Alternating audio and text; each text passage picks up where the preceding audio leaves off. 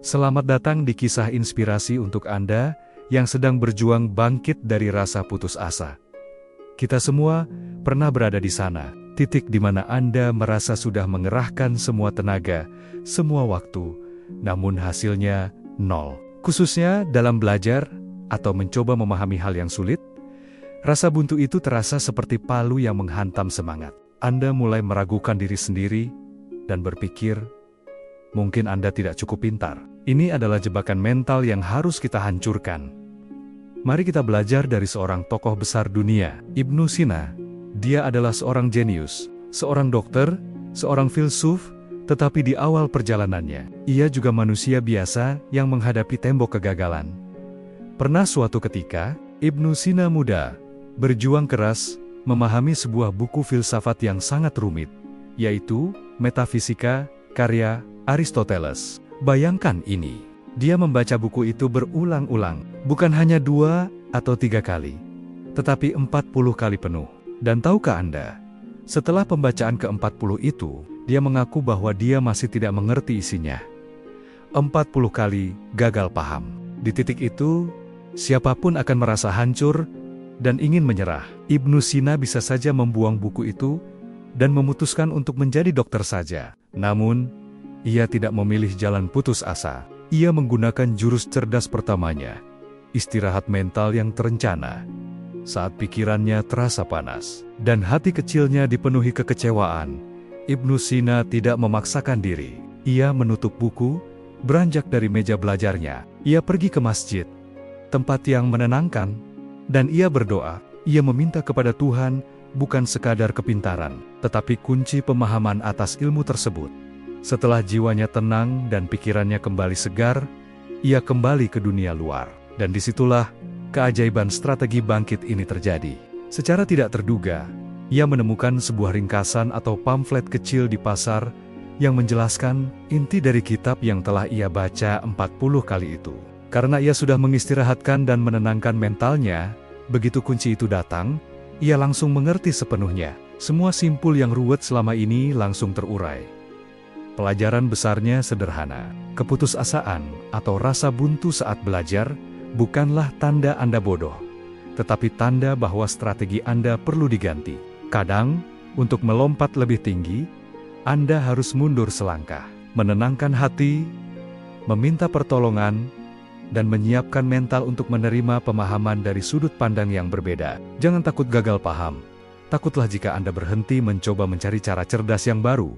Namun, mencari cara cerdas tidak berarti menghapus kemungkinan membuat kesalahan besar. Bahkan, setelah Ibnu Sina menguasai teori ilmu yang paling rumit, kegagalan terbesar justru menantinya di medan praktik, di mana kesalahan bukan hanya merugikan waktu, melainkan juga nyawa dan nama baik. Ini adalah titik paling genting seorang jenius. Ibnu Sina, meskipun sudah diakui kecerdasannya, harus menghadapi kegagalan klinis yang membuat reputasinya terancam, dan hatinya hancur berkeping-keping. Ini adalah kisah tentang bagaimana ia bangkit dari rasa malu dan ketakutan akan kesalahan yang fatal.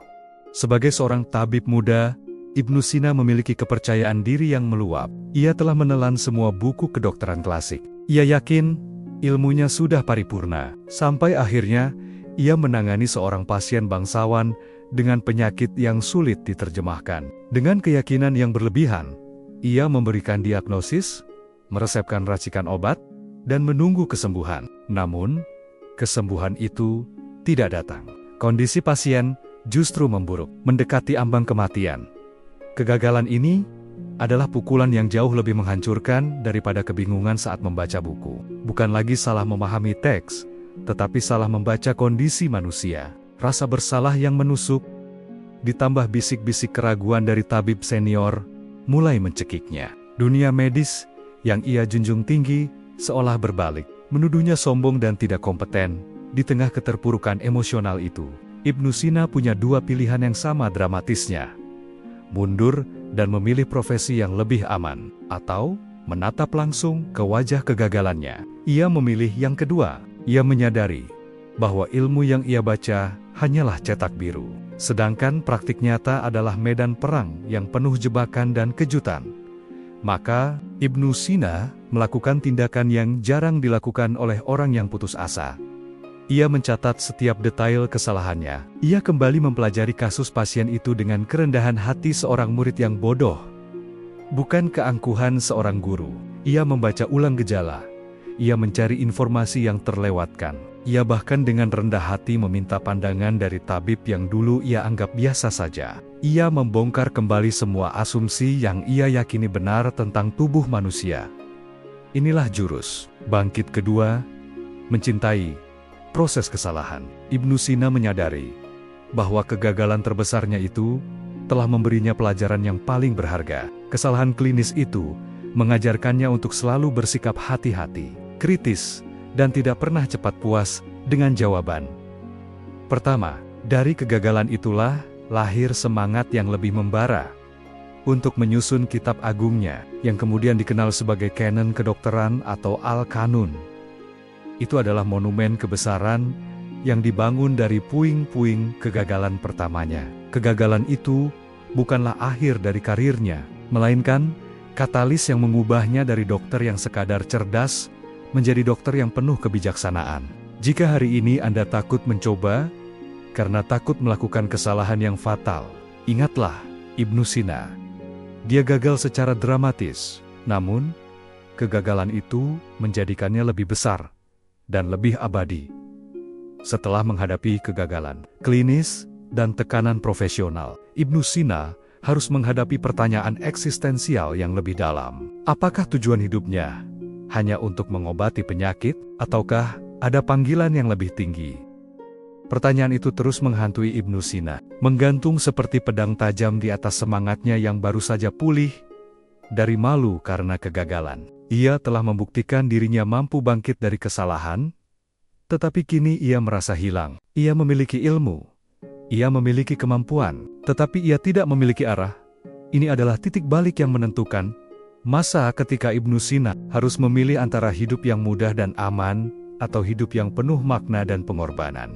Banyak orang putus asa, bukan karena mereka gagal, tetapi karena mereka merasa hidupnya hampa, dan tidak tahu harus berfokus pada apa. Ibnu Sina berada dalam dilema yang sama. Pada masa mudanya, Ibnu Sina sempat terperangkap dalam kemewahan dan kesenangan. Sebagai tabib yang cerdas, ia dihormati oleh para bangsawan dan memiliki akses ke kehidupan yang glamor. Di satu sisi, ia bisa saja menikmati ketenaran dan kekayaan instan. Di sisi lain, perpustakaan dan buku-buku filsafat yang sulit terus memanggilnya. Ia sempat terombang-ambing antara godaan duniawi dan panggilan keilmuan sejati. Ia menggambarkan periode ini sebagai masa menjadi anak hilang. Seorang pemuda yang memiliki potensi luar biasa, tetapi menghamburkan waktu dan energinya pada hal-hal yang tidak penting. Dalam sebuah momen refleksi yang dramatis, mungkin saat ia berjalan sendirian di bawah langit malam yang sunyi, ia menyadari bahwa kenikmatan sementara hanya akan membawanya pada penyesalan abadi. Maka, ia membuat keputusan radikal. Ia meninggalkan lingkungan yang menggoda dan memilih untuk mengasingkan diri, membatasi lingkaran pertemanannya, dan menjadikan perpustakaan sebagai istananya. Ini bukanlah pelarian, melainkan pencarian fokus yang penuh disiplin. Jurus bangkit ketiga ini adalah memilih pengorbanan di atas kenyamanan. Ibnu Sina memahami bahwa untuk mencapai sesuatu yang abadi, ia harus meninggalkan sesuatu yang fana. Ia memilih untuk menahan diri dari kemewahan instan, agar ia bisa fokus pada proyek terbesarnya, menjadi jembatan antara ilmu pengetahuan kuno dan masa depan. Dengan menetapkan fokusnya pada ilmu dan penulisan, energinya yang tadinya terpecah belah, kini menyatu menjadi satu kekuatan dahsyat. Dari sinilah lahir karyanya yang melampaui kedokteran, mencakup filsafat, logika, dan kosmologi. Ia mengubah dirinya dari sekadar tabib istana menjadi pencerah dunia. Jika Anda hari ini merasa putus asa karena kehilangan arah, berhentilah mencari kesenangan instan. Ikuti jejak Ibnu Sina. Temukan panggilan terbesar Anda. Tetapkan batas yang ketat, dan rela berkorban demi fokus yang akan memberikan makna abadi bagi hidup Anda. Perjalanan fokus Ibnu Sina tidaklah mudah. Ia seringkali merasa sendirian dan terisolasi karena memilih jalan berbeda. Bagaimana ia mengubah kelemahan ini menjadi keunikan yang mendorongnya mencapai puncak ilmu? Kesendirian dan perasaan terasing seringkali menjadi harga yang harus dibayar mahal oleh mereka yang berani memilih jalan kebesaran. Ketika Ibnu Sina membatasi diri dari pergaulan dan fokus total pada perpustakaan, ia memang menemukan arah, tetapi ia juga menghadapi tantangan isolasi yang menusuk. Bagi banyak orang, kesendirian adalah sumber keputusasaan. Lingkungan seolah menuntut Anda harus selalu berkelompok, harus selalu mengikuti sistem yang sudah ada. Namun, Ibnu Sina muda tidak punya kemewahan itu. Ia tidak memiliki guru formal yang bisa mengajarkan seluruh ilmu yang ia ingin kuasai. Lingkungan akademis saat itu terlalu lambat untuk kecepatan otaknya. Disinilah letak jurus bangkit. Keempat yang paling inspiratif, mengubah keterbatasan menjadi kekuatan super. Alih-alih meratapi ketiadaan guru, Ibnu Sina memutuskan untuk menjadi guru bagi dirinya sendiri. Ia memilih metode belajar non-konvensional, yaitu belajar mandiri intensif yang tidak bergantung pada jadwal kelas atau kurikulum orang lain. Bayangkan adegan dramatis ini. Ibnu Sina di malam hari, di bawah cahaya lilin yang redup. Ia tidak hanya membaca, ia menantang setiap kata yang ia baca. Ia mengkritik penulisnya, ia membandingkan berbagai buku, dan ia menyusun kembali semua informasi dalam benaknya sendiri. Metode belajar ini mungkin terlihat gila, tetapi justru memberinya kedalaman pemahaman yang tidak akan pernah ia dapatkan di ruang kelas biasa. Kelemahan Ibnu Sina adalah tidak adanya sistem pendukung formal. Keunikannya adalah ia memanfaatkan kelemahan itu. Ia terpaksa membangun sistemnya sendiri, sebuah kerangka berpikir yang sangat pribadi dan kuat, yang memungkinkannya menguasai ilmu jauh lebih cepat daripada rekan-rekannya yang terpaku pada tradisi. Ia menyadari bahwa cara terbaik untuk bangkit dari kesulitan adalah dengan berhenti berusaha menyesuaikan diri dan mulai merancang diri Anda sendiri. Metode belajar mandirinya yang intensif memberinya kebebasan untuk menyerap ilmu secara holistik, menggabungkan kedokteran, filsafat, dan logika menjadi satu kesatuan yang utuh. Hal ini adalah pondasi yang membuatnya menjadi sosok multidisiplin, sebuah keunikan yang tak tertandingi di masanya. Jika hari ini Anda merasa sendirian dalam perjuangan Anda, jika metode Anda dianggap aneh atau tidak sesuai standar, jangan putus asa. Ambil inspirasi dari Ibnu Sina. Gunakan isolasi itu untuk memperdalam fokus Anda. Rancang sistem Anda sendiri, dan ubah kelemahan, karena tidak adanya dukungan menjadi kekuatan unik yang akan membedakan Anda dari yang lain. Kemandirian Ibnu Sina ini tentu menimbulkan kecemburuan, keunikan, dan kesuksesan yang terlalu cepat seringkali mengundang serangan. Ia harus belajar bagaimana menghadapi kritik pedas dan pandangan meremehkan dari para ilmuwan lain. Kecerdasan yang terlalu terang selalu menarik bayangan gelap. Ketika Ibnu Sina mulai menuai keberhasilan dari metode belajarnya yang non-konvensional, dan ketika karyanya mulai diakui raja-raja, suara sumbang pun mulai terdengar keras. Ini adalah serangan personal yang menargetkan bukan hanya karyanya, tetapi juga harga dirinya. Keputusasaan sering datang bukan dari kegagalan internal, tetapi dari serangan eksternal yang meracuni mental. Kritikus dan pihak yang iri mulai menyebarkan rumor, meragukan orisinalitas karyanya, dan bahkan menyerangnya secara pribadi. Mereka yang terperangkap dalam sistem lama merasa terancam oleh kejeniusan muda yang berani keluar dari jalur.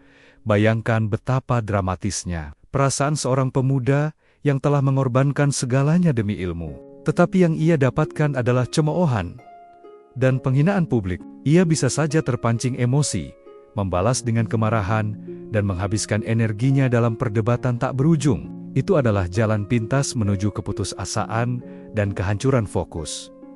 Namun, disinilah letak jurus bangkit kelima, mengubah kritik pedas menjadi bahan bakar dan bukti. Ibnu Sina tidak pernah membuang waktu untuk membalas dendam personal. Ia menerapkan filosofi yang jauh lebih kuat. Biarkan karyamu yang berbicara. Alih-alih berdebat di forum publik, ia justru kembali ke meja belajarnya. Ia menggunakan setiap kritik, setiap keraguan yang dilemparkan padanya sebagai daftar periksa. Apakah kritikan ini benar? Jika ya, ia memperbaiki karyanya.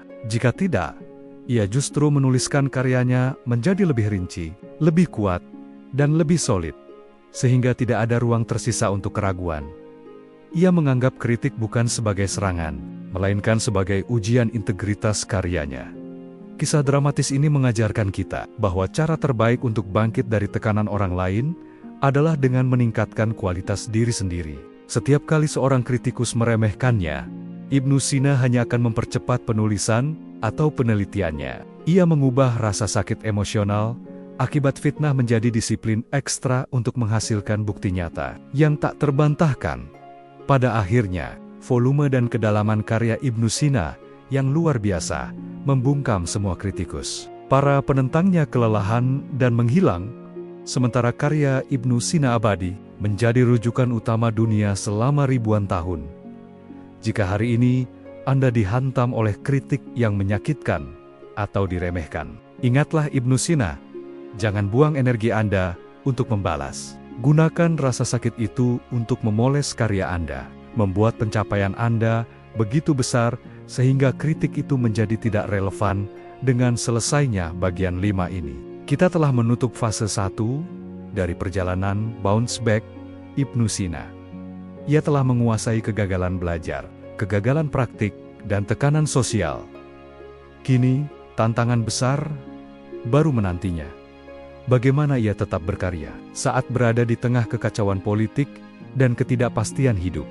Setelah berhasil membungkam para pencela, Ibnu Sina mencapai puncak ketenaran. Ia diangkat menjadi wazir, penasihat utama dan pejabat tertinggi di istana, sebuah posisi yang seharusnya menjanjikan stabilitas dan kekuatan. Namun, di dunia politik, puncak adalah tempat yang paling berbahaya. Keputusasaan sering muncul, bukan dari kekurangan, tetapi dari kehilangan kendali atas lingkungan sekitar. Istana tempat Ibnu Sina bekerja adalah sarang intrik, perebutan kekuasaan, dan pengkhianatan. Raja yang ia layani bisa digulingkan kapan saja, dan dengan itu, nasib Ibnu Sina pun tergantung di ujung tanduk. Ia hidup dalam ketakutan akan kudeta dan pengkhianatan yang bisa merenggut nyawa atau kebebasannya dalam semalam. Bayangkan ketegangan dramatis ini. Di siang hari, Ibnu Sina harus bernegosiasi dengan maut di ruang pertemuan istana yang gelap, mencoba menyeimbangkan kekuatan yang saling bermusuhan. Di malam hari, ia kembali ke kamarnya, kelelahan, terancam bahaya. Mayoritas orang akan lumpuh, tidak mampu berkreasi atau berpikir jernih di bawah tekanan sebesar itu. Namun, Ibnu Sina menerapkan jurus bangkit ke-6, menciptakan benteng fokus di tengah badai. Ia tidak membiarkan kekacauan politik merampas waktu dan pikirannya. Ia menggunakan kehidupannya yang tidak stabil sebagai disiplin keras. Ia membagi hidupnya menjadi 2 kutub yang terpisah tajam. Kutub 1 adalah politik dan bahaya, yang ia hadapi dengan pragmatisme. Kutub 2 adalah ilmu dan penulisan, yang ia jaga sebagai tempat perlindungan suci. Ia menulis karya-karyanya yang paling besar termasuk bagian inti dari kitab Al-Qanun dan kitab Asy-Syifa. Justru di malam-malam penuh bahaya itu, saat dunia luar berteriak, ia memaksa pikirannya untuk berbisik tenang, berfokus hanya pada pena dan kertas di depannya. Ia menyadari bahwa musuh bisa merebut kekuasaan dan harta, tetapi musuh tidak akan pernah bisa merebut ilmu yang sudah tertulis dan tercetak. Dengan cara ini, Ibnu Sina mengubah stres dan ancaman menjadi urgensi kreatif. Ia tahu bahwa waktu yang ia miliki terbatas dan berbahaya, sehingga ia tidak menunda-nunda. Kekacauan di luar justru memaksanya untuk menjadi lebih produktif di dalam. Jika Anda hari ini merasa putus asa karena tekanan pekerjaan yang tidak stabil, atau karena lingkungan yang penuh konflik, ikuti jejak Ibnu Sina. Jangan biarkan kekacauan luar masuk dan menguasai ruang batin Anda. Ciptakan benteng fokus yang tak tergoyahkan. Gunakan ancaman sebagai pemicu untuk berkarya lebih cepat dan lebih baik. Meskipun Ibnu Sina berhasil menjaga fokus kreatifnya, badai politik pada akhirnya tidak bisa dihindari. Ia akan kehilangan segalanya. Jabatan, harta, bahkan kebebasannya. Badai yang selama ini ia hindari, akhirnya menghantam dengan kekuatan penuh. Dalam sekejap mata, pengkhianatan politik meruntuhkan istana, dan Ibnu Sina Sang wazir yang terhormat dilemparkan dari puncak kekuasaan menuju jurang kehinaan. Keputusasaan di titik ini terasa dingin dan nyata. Ia tidak hanya kehilangan gelar, tetapi juga seluruh harta benda yang ia kumpulkan selama bertahun-tahun. Ia menjadi seorang pelarian. Dikejar-kejar, tanpa memiliki apapun kecuali pakaian yang melekat di tubuhnya, dan beberapa naskah yang berhasil ia selamatkan. Bagi kebanyakan orang, kehilangan total ini adalah akhir dari segalanya. Sebuah kehancuran mutlak yang mematikan semangat. Namun, Ibnu Sina menerapkan jurus bangkit ketujuh. Mandiri dari materi. Masa pelariannya, meskipun penuh bahaya, adalah ujian sejati tentang apa yang benar-benar ia miliki. Ketika ia kehilangan istana, kas, dan kekayaan, ia menyadari bahwa kekayaan sejatinya tidak pernah berada di luar dirinya. Harta materinya hilang, tetapi pengetahuannya ribuan halaman ilmu kedokteran, filsafat, dan logika yang tersimpan di benaknya tetap utuh. Ibnu Sina mengubah kerugian finansialnya yang dramatis menjadi kebebasan baru. Kehilangan harta membuatnya tidak lagi terikat pada urusan istana yang beracun. Ia kini bebas bergerak dan menulis sesuai keinginannya, tanpa harus memenuhi permintaan politik. Ia menemukan bahwa kemiskinan material justru membebaskannya untuk menjadi kaya secara intelektual. Ia bisa terus hidup, bukan karena uang yang ia miliki, melainkan karena keahliannya sebagai tabib dan pengetahuannya yang tak ternilai. Ilmu adalah mata uangnya. Ibnu Sina kini adalah tabib tanpa istana, filsuf tanpa perpustakaan, dan seorang pelarian yang tubuhnya kelelahan, dihantam bahaya, dan perjalanan tanpa henti. Setelah berbulan-bulan dikejar-kejar, tidur di tempat seadanya, dan hidup dalam ketidakpastian, penyakit pun mulai menggerogoti tubuhnya yang perkasa. Keputusasaan di titik ini datang dalam wujud kelemahan fisik dan mental. Sebagai dokter terhebat di zamannya, sungguh ironis melihatnya berjuang melawan sakitnya sendiri. Ia telah menyembuhkan raja-raja, tetapi kini ia sendiri yang terbaring lemah. Ini adalah ujian terbesar. Bisakah ia menerapkan semua ilmunya kepada dirinya sendiri? Ibnu Sina menyadari bahwa ia tidak bisa terus-menerus menjadi penyelamat orang lain jika wadahnya sendiri retak. Ia membutuhkan penyembuhan total, bukan sekadar pengobatan, tetapi restorasi jiwa. Di masa pengasingannya yang sunyi, ia menerapkan jurus bangkit ke-8. Mendiamkan dunia luar untuk mendengar tubuh. Ia memisahkan diri dari hiruk-pikuk, memaksa dirinya untuk beristirahat, dan secara metodis, menganalisis kondisinya sendiri. Ia tidak hanya mengobati gejala, tetapi ia mencari akar masalahnya, yang ia yakini berasal dari stres berkepanjangan, akibat gejolak politik dan bahaya. Momen dramatis ini adalah kelahiran filosofi Asyif, yang berarti penyembuhan. Ibnu Sina merancang penyembuhan diri ini dalam 3 lapisan. 1. Penyembuhan tubuh. Ia mengatur ulang pola makan, istirahat, dan ramuan obat yang sangat sederhana, namun efektif untuk mengembalikan kekuatan fisik dasarnya. 2. Penyembuhan pikiran. Ia mengalihkan pikirannya dari ketakutan politik menuju masalah filsafat yang abadi, memecahkan teka-teki logika untuk menenangkan kecemasan. 3. Penyembuhan jiwa. Ia kembali memperkuat koneksi spiritualnya, menyadari bahwa ketenangan batin adalah obat paling ampuh yang tidak bisa dibeli dengan harta. Melalui proses penyembuhan diri yang keras dan disiplin ini, Ibnu Sina tidak hanya sembuh secara fisik, tetapi ia kembali menemukan ketenangan mental yang telah lama hilang. Ia mengajarkan kita bahwa sebelum kita berani bangkit dan kembali berjuang di dunia luar, kita wajib menguatkan benteng di dalam diri kita. Anda tidak bisa menyalakan cahaya bagi orang lain jika Anda sendiri terbakar habis. Jika hari ini Anda merasa putus asa karena kelelahan fisik atau mental, jangan abaikan. Ikuti jejak Ibnu Sina, berani mengambil jeda. Fokus pada penyembuhan total, dan isi ulang wadah Anda. Kekuatan untuk bounce back selalu dimulai dari titik nol kesehatan diri sendiri. Meskipun tubuhnya pulih, Ibnu Sina masih dihantui oleh ketidakpastian masa depan, sebuah kondisi yang sering kita sebut overthinking. Bagaimana ia menghadapi kecemasan yang mencoba menguasai pikirannya? Walaupun raga Ibnu Sina telah sembuh. Pikirannya masih menjadi medan pertempuran. Sebagai pelarian yang diburu, ia terus-menerus dihantui oleh skenario buruk. Apakah musuh akan menemukannya malam ini? Bagaimana jika ia tidak pernah bisa kembali berkarya? Apakah semua ilmu yang ia miliki akan mati sia-sia? Inilah bentuk keputusasaan yang paling halus dan paling kejam. Kecemasan yang melumpuhkan pikiran Ibnu Sina, yang seharusnya menjadi alat paling tajamnya, justru berbalik menyerangnya sendiri. Menciptakan rantai skenario kegagalan tak berujung yang menguras energi dan fokusnya. Bayangkan intensitas dramatis ini. Seorang jenius yang mampu memecahkan misteri tubuh manusia, tetapi tidak mampu mengontrol kekacauan di kepalanya sendiri. Ia menyadari bahwa overthinking adalah penyakit mental yang harus diobati, sama berbahayanya dengan penyakit fisik. Maka, Ibnu Sina menerapkan jurus bangkit ke-9. Prinsip pemisahan yang radikal. Ia membagi kekhawatiran yang datang menjadi 2 kategori yang sangat jelas. Kategori 1 adalah hal yang berada dalam kendalinya saat ini. Menulis 1 paragraf lagi, membaca 1 bab lagi, atau mencari tempat persembunyian yang lebih aman untuk besok. Kategori 2 adalah hal yang berada di luar kendalinya. Keputusan raja, gerakan musuh, atau hasil akhir dari perburuan. Ibnu Sina memutuskan secara filosofis untuk mengabaikan kategori 2. Ia menganggap energi yang dikeluarkan untuk memikirkan hal yang tak bisa diubah adalah pemborosan paling bodoh.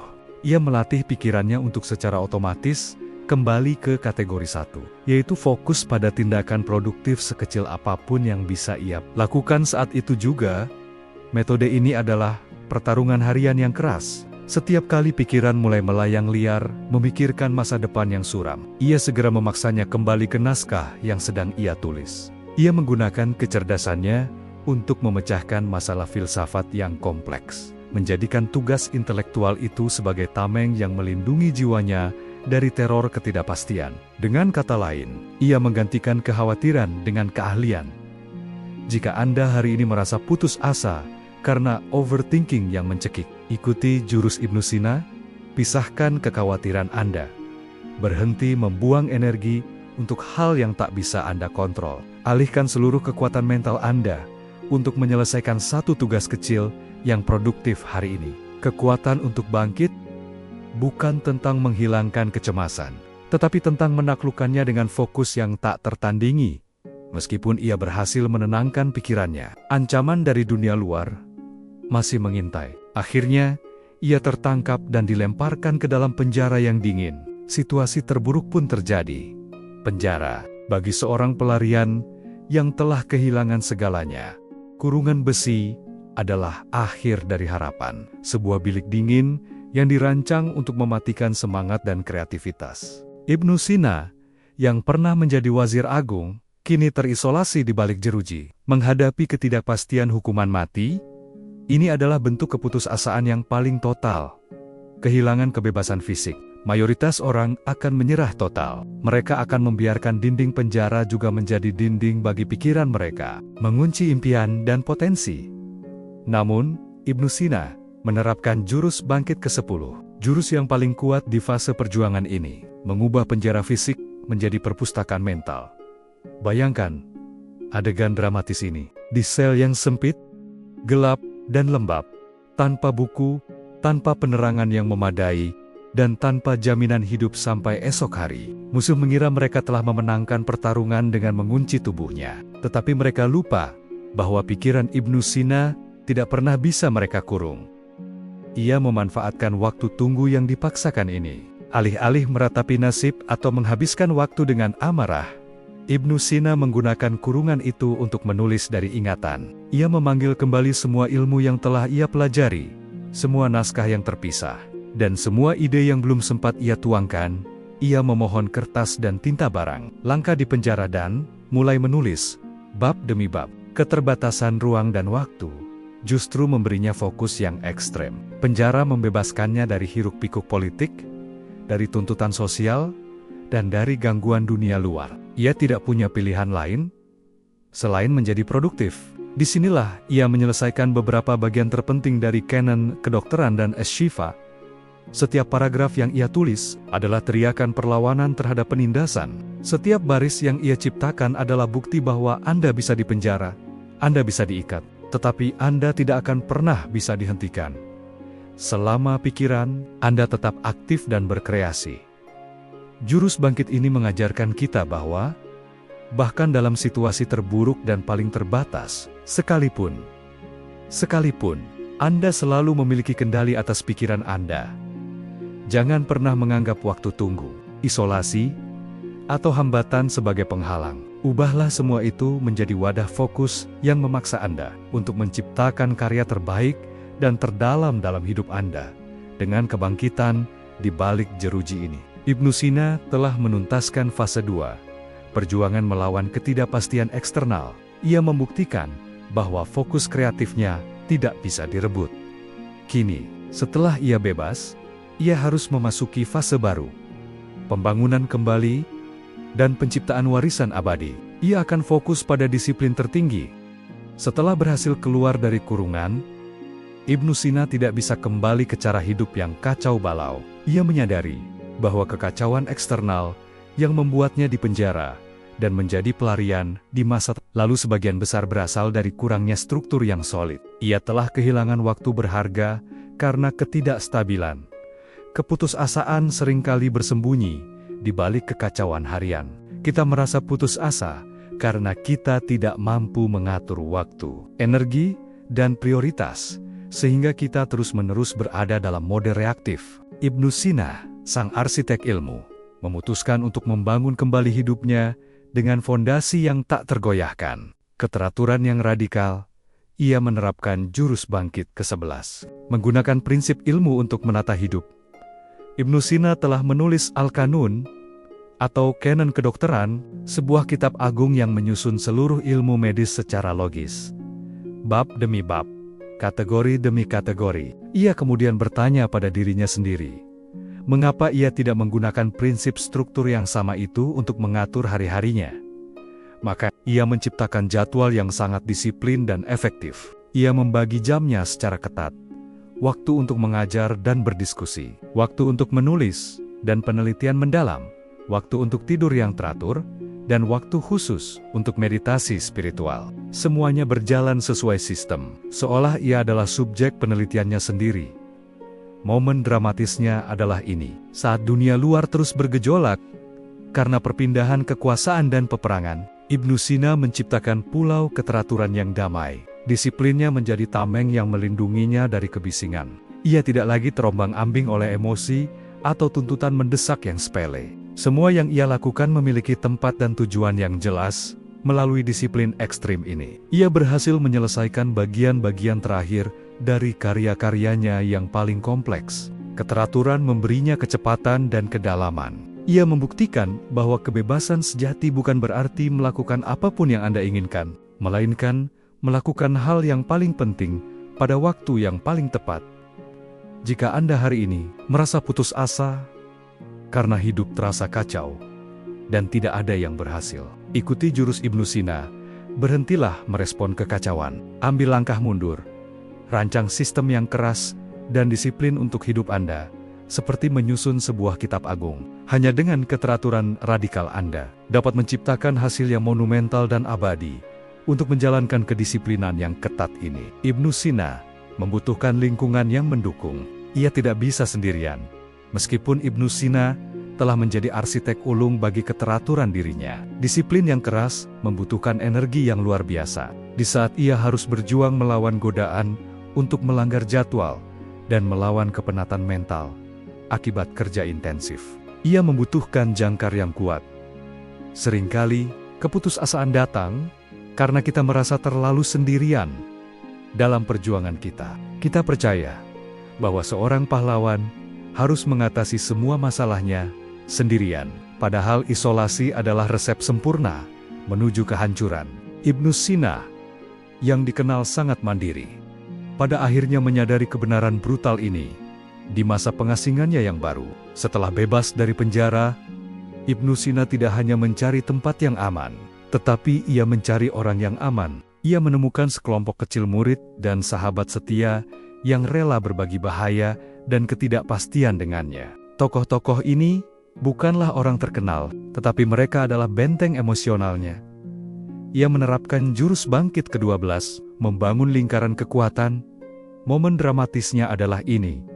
Saat ia kelelahan, menulis semalam suntuk. Saat ia sakit, atau saat ancaman musuh kembali mendekat, sahabat-sahabatnya itulah yang berdiri teguh. Mereka bukan hanya menjaga fisiknya, mereka menjaga semangatnya. Mereka menyalin naskahnya. Mereka mengurus kebutuhannya.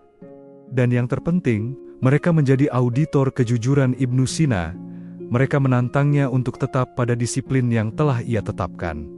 Persahabatan sejati ini menjadi katalis bagi produktivitasnya. Karena ia tahu ada orang lain yang berkorban demi karyanya. Ia merasa memiliki tanggung jawab yang lebih besar untuk tidak menyerah. Dukungan emosional yang tulus ini melipat gandakan kekuatan bangkitnya.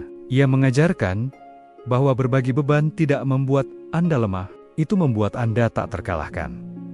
Ibnu Sina membuktikan bahwa kejeniusan dapat tumbuh di tengah badai. Asalkan ada sekelompok kecil orang yang percaya pada Anda lebih dari Anda percaya pada diri sendiri di saat terburuk. Jika hari ini Anda merasa putus asa dan kelelahan berjuang sendirian, ikuti jurus Ibnu Sina, berani meruntuhkan dinding isolasi Anda. Carilah dan hargailah persahabatan sejati yang siap menjadi pondasi Anda ketika dunia di luar sedang runtuh. Kekuatan bounce back Anda akan berlipat ganda karena tahu Anda tidak sendirian. Dengan dukungan tim kecilnya, Ibnu Sina kini bisa kembali ke tingkat fokus yang ekstrim. Bagaimana ia mempraktikkan konsentrasi mendalam untuk menciptakan karya ribuan halaman dalam waktu singkat. Dengan dukungan para sahabat, Ibnu Sina telah memiliki jangkar emosional. Tetapi kini ia harus menghadapi musuh terbesar produktivitas, gangguan dan godaan untuk menunda. Untuk menyelesaikan kitab Es-Syifa yang berisi ribuan halaman filsafat dan ilmu, ia tidak bisa bekerja setengah hati. Keputusasaan sering muncul dalam bentuk prokrastinasi yang melumpuhkan. Anda memiliki tujuan besar, tetapi Anda tidak mampu mempertahankan fokus yang cukup lama untuk mencapainya, sehingga karya Anda mangkrak. Dan harapan Anda pun layu. Ibnu Sina menyadari bahwa pencapaian monumental membutuhkan fokus yang monumental pula. Ia menerapkan jurus bangkit ke-13, menciptakan ritual kerja mendalam. Momen dramatisnya adalah bagaimana Ibnu Sina secara harfiah memblokir dunia. Setelah menyelesaikan tugas politik atau konsultasi harian, ia akan mengunci diri. Ia memulai sesi menulisnya di malam hari, seringkali dengan penerangan hanya dari lilin. Dan ia tidak akan berhenti sampai ia mencapai target halaman atau bab yang telah ia tetapkan untuk malam itu. Bahkan, ada catatan dramatis yang menceritakan bahwa untuk menjaga dirinya tetap terjaga dan fokus, Ibnu Sina akan minum minuman anggur untuk tujuan medis untuk menstimulasi pemikirannya saat ia kelelahan. Ini menunjukkan tingkat dedikasi dan pengorbanan yang ekstrem demi mempertahankan fokusnya. Inti dari jurus ini adalah kualitas di atas kuantitas. Ia tidak hanya menghabiskan waktu, tetapi ia memastikan waktu itu adalah waktu fokus murni, tanpa gangguan, tanpa jeda. Yang tidak perlu, ia melatih otaknya untuk masuk ke mode deep work, di mana semua energi kognitifnya diarahkan hanya pada naskah di depannya. Dalam satu malam fokus ekstrem, ia mampu menulis lebih banyak dan lebih baik daripada kebanyakan ilmuwan dalam 1 minggu penuh. Ia membuktikan bahwa kejeniusan bukanlah bakat mentah, melainkan disiplin untuk fokus yang konsisten. Ia menciptakan karya abadi, bukan secara kebetulan, tetapi melalui ritual kerja keras yang dipaksakan dan dijaga oleh disiplin pribadinya dan lingkaran kecil sahabat setianya. Jika hari ini Anda merasa putus asa karena karya Anda tidak kunjung selesai, ikuti jurus Ibnu Sina. Berhentilah bekerja di sela-sela gangguan. Rancang waktu, fokus murni. Kunci diri Anda, tetapkan target yang harus dipenuhi, dan gunakan energi Anda secara intensif. Dengan fokus yang mendalam, Anda dapat menyelesaikan pekerjaan ribuan halaman dan melampaui rasa putus asa Anda. Namun, pengabdian total ini pada akhirnya memakan korban. Tubuh Ibnu Sina, yang ia rawat dengan keras, mulai menunjukkan tanda-tanda kelelahan dedikasi tanpa batas yang ia tunjukkan di balik meja tulisnya, ditambah dengan tekanan dari pelarian dan penjara, menuntut harga yang sangat mahal. Dokter yang paling hebat di dunia itu, kini harus menjadi pasien yang paling keras kepala. Ia menderita penyakit perut kronis yang menyakitkan. Sebuah konsekuensi pahit dari kehidupan yang terlalu keras. Keputusasaan di titik ini datang dalam bentuk pengkhianatan oleh tubuh sendiri. Bagaimana mungkin Anda bisa bangkit dan berkarya jika raga Anda menolak bekerja sama? Rasa sakit itu menjadi gangguan permanen, mengancam untuk merampas fokus mendalam yang telah ia bangun dengan susah payah. Momen dramatisnya adalah pergulatan batin Ibnu Sina.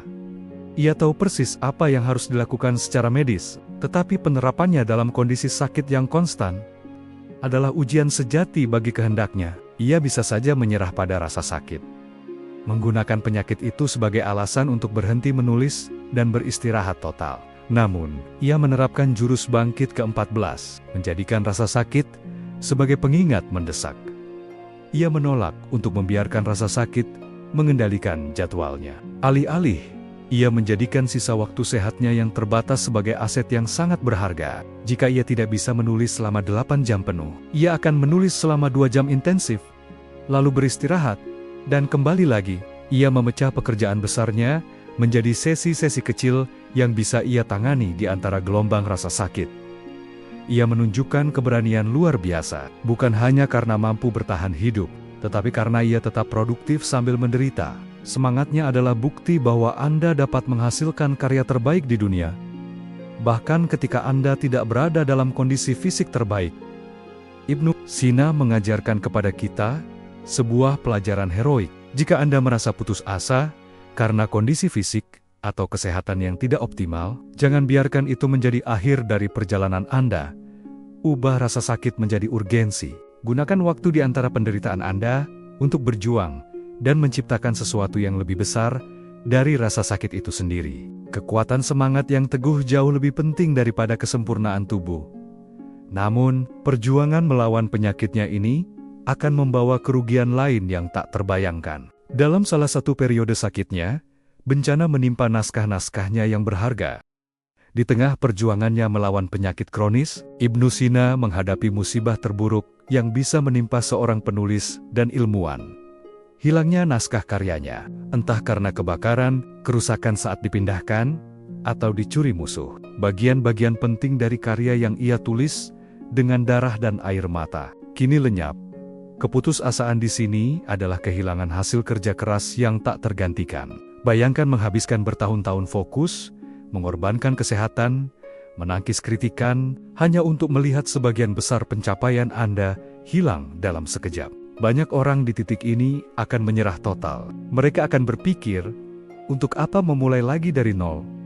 Momen dramatisnya adalah, bagaimana Ibnu Sina merespon kehancuran ini. Ia tidak membiarkan kesedihan atau kemarahan merenggut semangatnya. Ia telah melalui penjara, pengasingan, dan penyakit. Hilangnya naskah, meskipun menghancurkan, hanyalah rintangan lain yang harus ia atasi. Ia menerapkan jurus bangkit ke-15, menulis ulang dengan keyakinan yang lebih kuat. Ia mengandalkan kembali gudang ingatannya yang luar biasa. Ia mengumpulkan kembali fokus yang telah ia asah di penjara dan di bawah ancaman raja. Dan ia mulai menulis ulang bagian yang hilang. Kali ini, tulisannya tidak hanya berisi ilmu, ia berisi esensi ketahanan jiwa. Karena ia menulis ulang dari ingatan, proses ini justru membuatnya memurnikan dan menyempurnakan setiap ide, menjadikan versi barunya lebih padat, lebih kuat, dan lebih abadi. Ibnu Sina membuktikan bahwa ilmu sejati bukanlah yang tertulis di kertas, melainkan yang terpatri di dalam jiwa. Apapun yang bisa dihancurkan atau dicuri, bukanlah kekayaan sejati Anda. Kekayaan sejati adalah kemampuan Anda untuk mencipta kembali, untuk memulai kembali dengan kebijaksanaan yang lebih besar dari pengalaman pahit sebelumnya. Jika hari ini Anda merasa putus asa karena kehilangan hasil kerja, proyek gagal, atau investasi yang lenyap, ikuti jejak Ibnu Sina. Jangan biarkan kerugian materi atau proyek mematikan semangat pencipta Anda. Lihatlah kerugian itu sebagai kesempatan untuk menulis ulang babak hidup Anda.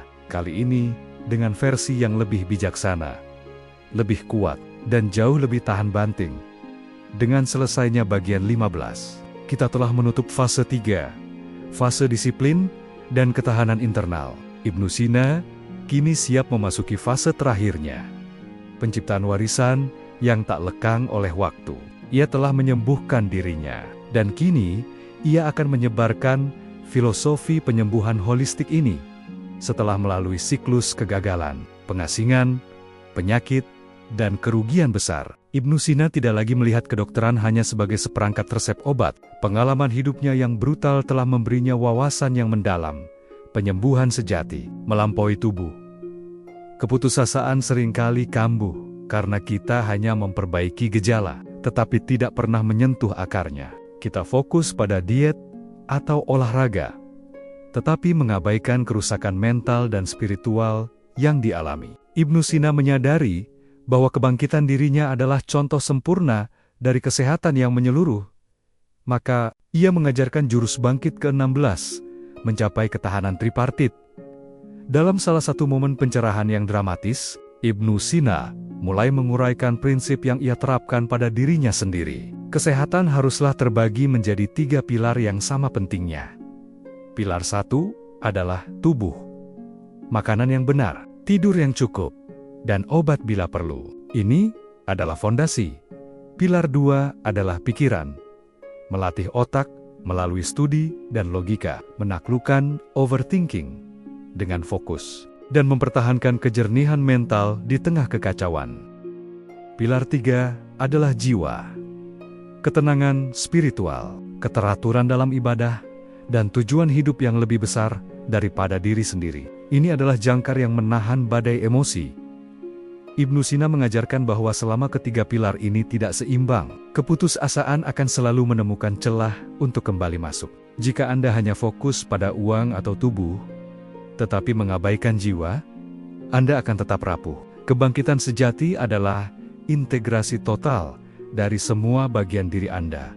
Ia mengubah cara pandang dunia terhadap kesehatan, menekankan bahwa kondisi mental dan emosi seseorang memiliki kekuatan yang sama. Dramatisnya, dalam menentukan apakah seseorang akan hidup atau mati. Filosofi ini, yang kini kita sebut holistik, adalah warisan paling kuat dari perjuangan pribadinya.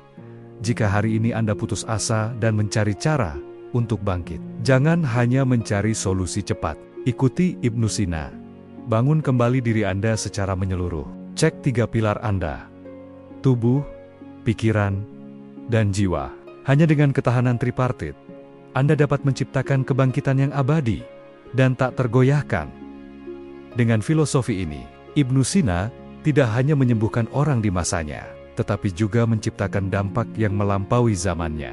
Bagaimana cara karyanya terus hidup dan relevan ribuan tahun kemudian, setelah berhasil mencapai kebangkitan fisik, mental, dan spiritual. Ibnu Sina kini menghadapi pertanyaan puncak yang menentukan arti sejati perjuangannya. Bagaimana memastikan kemenangan ini abadi? Ia tahu bahwa tubuhnya fana dan kekuasaannya bisa direnggut, tetapi ia menolak untuk membiarkan karyanya mati bersamanya. Keputusasaan sering datang saat kita merasa usaha kita akan sia-sia di masa depan. Kita takut bahwa semua pengorbanan, fokus, dan disiplin yang telah kita berikan hanya akan menjadi debu yang terlupakan. Ibnu Sina, sang filsuf, menyadari bahwa keabadian tidak terletak pada kekuasaan, melainkan pada dampak yang terstruktur. Ia menerapkan jurus bangkit ke-17, menulis untuk masa depan, bukan untuk pujian instan. Momen dramatisnya adalah bagaimana ia memandang naskah-naskahnya. Ia tidak menulis kanon kedokteran atau as-syifa agar dipuji oleh raja-rajanya. Ia menulisnya dengan visi yang jauh melampaui masanya. Ia menyusun setiap bab dengan logika yang begitu ketat dan sistematis, sehingga bahkan para ilmuwan berabad-abad setelahnya dapat mempelajarinya tanpa perlu bertemu langsung dengannya. Ia menciptakan karya yang tidak lekang dimakan waktu karena isinya relevan, dan juga karena strukturnya yang sempurna. Ia memastikan karyanya diterjemahkan, disalin, dan disebarkan ke berbagai wilayah, menjadikannya warisan global. Di Eropa, selama ratusan tahun, namanya diseru sebagai Avicenna, dan karyanya menjadi dasar pengajaran kedokteran di universitas-universitas utama. Ibnu Sina membuktikan bahwa jika Anda berjuang untuk bangkit, Anda harus memiliki tujuan yang lebih besar daripada diri Anda saat ini. Jangan bangkit hanya untuk menyelesaikan masalah hari ini. Bangkitlah untuk menciptakan sesuatu yang dapat membantu orang lain di masa depan, yang bahkan belum Anda temui. Jika hari ini Anda merasa putus asa tentang nilai dari perjuangan Anda, ikuti jurus Ibnu Sina. Fokuslah pada kualitas dan struktur. Ciptakan karya yang begitu esensial dan terorganisir, sehingga dunia tidak punya pilihan selain menyimpannya dan menggunakannya. Hanya dampak yang abadi yang dapat mengalahkan rasa putus asa fana, meskipun karyanya monumental. Ibnu Sina juga dikenal memiliki kemampuan luar biasa dalam memecahkan masalah yang paling rumit menjadi sesuatu yang dapat dimengerti. Ibnu Sina telah menciptakan karya raksasa yang mencakup seluruh pengetahuan medis dan filosofis zamannya. Namun, tantangan terbesarnya bukan hanya menciptakan kompleksitas itu, melainkan menjinakkan kompleksitas agar dapat diakses oleh semua orang. Keputusasaan seringkali datang saat kita merasa masalah di depan kita terlalu besar dan rumit untuk dipecahkan. Kita merasa terjebak dalam detail-detail yang membingungkan, dan kita gagal melihat gambaran besarnya. Inilah yang terjadi pada para tabib sebelum Ibnu Sina. Ilmu kedokteran tersebar dalam serpihan yang sulit dipahami. Momen dramatisnya adalah peran Ibnu Sina sebagai pemecah sandi. Ia menyadari bahwa ilmu harus menjadi alat, bukan penghalang. Ia menerapkan jurus bangkit ke-18, menguasai detail untuk menciptakan kesederhanaan di balik setiap paragraf yang jelas dalam kenan kedokteran. Setelah menjalani hidup yang penuh gejolak, dari wazir yang terhormat hingga tahanan yang diburu, Ibnu Sina menyadari bahwa perjuangan terbesar bukanlah melawan musuh di luar, tetapi melawan waktu yang terus berjalan. Tubuhnya kini semakin lemah, penyakit kronisnya semakin sering menyerang, dan ia tahu perjalanannya di dunia akan segera berakhir.